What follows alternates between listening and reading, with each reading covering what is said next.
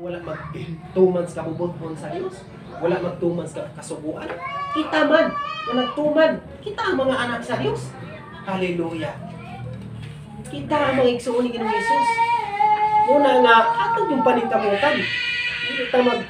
Dili ta mag kunkuha na ng uban, sundog-sundog na ng uban nga kami gid ang tinukod.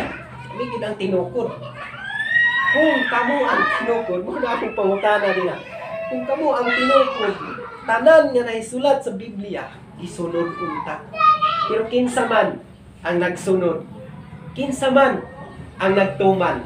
Sila ba? Dili. Kinsa man? Di ba kita? Amen.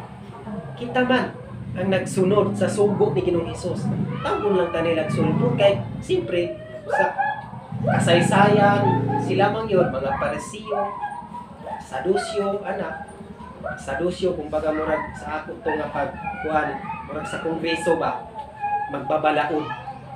So muna, Sadusyo, awin yung mga Parisiyo, mga pari.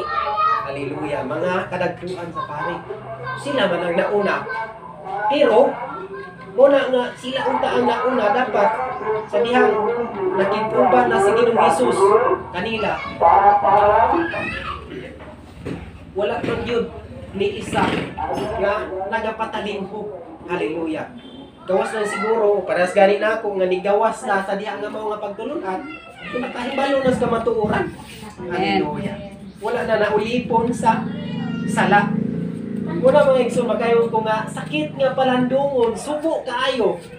Kay, makayon ko 12 years nga nag-eskwela sa Bible. Pero,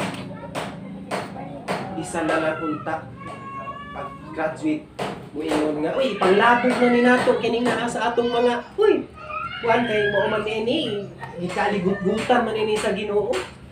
Wala yun, pantod karon. Muna mga igsoon nga subo kayo nga palandungon. Nga law pa nga naapagid sila sa kalibutanon ng mga pagkinabuhi.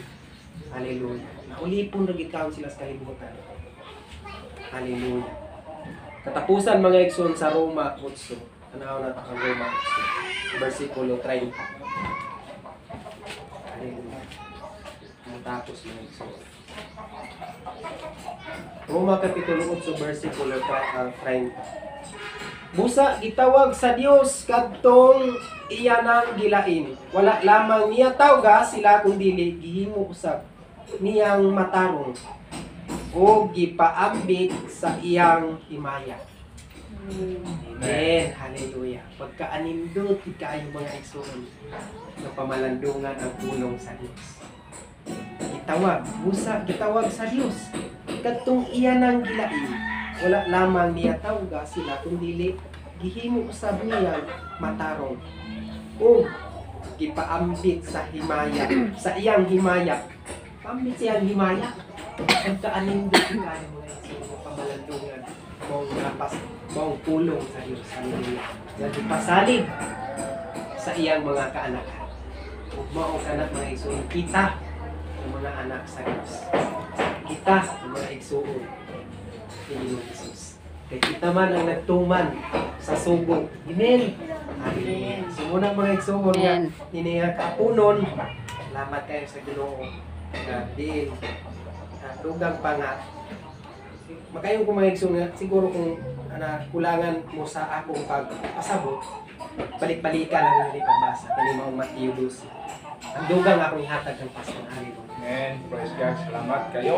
Ito na nga dito ni Padulong kanina babae o lalaki, dili pa na siya kasal, dili pa na sila isa. So, kung kasal na, o ang apelido ni Mrs. Carinio, kung kasal na, ito rin makapuhion na rin apelido. So, muna nga, ang atong espirituhan na kinabuhi, English na tayo ng Kristo, muna gitawag na Kristohano. Amen? Amen. Kristohano na ta, anak naman ta sa Ginoo. Hallelujah. So, salamat sa pulong sa Ginoo na nagpa-hinumdom o nagpa-remind ka na ito kanon ikapunon na siya gayon ang Diyos nga atong simbahon, kalagaron, wala na ilain. Hallelujah. So, atong tasa, atong paghatag sa atong mga